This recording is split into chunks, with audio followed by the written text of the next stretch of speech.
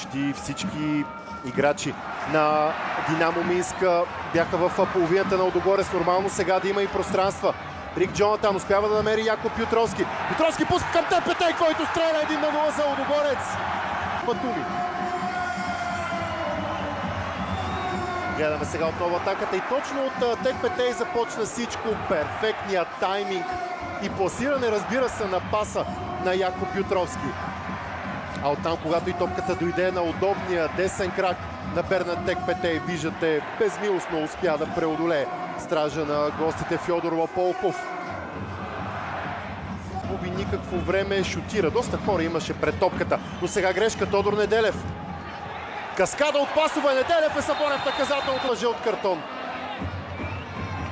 Вижте сега, все подавания с едно докозване. Наистина вълшебна комбинация в зелено.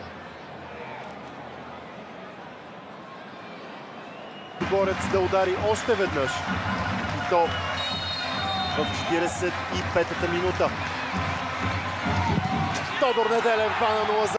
Не беше отбелязвал поне до момента Тодор Неделев гол в евротурнирите като играч на Лудогорец. Такива той имаше като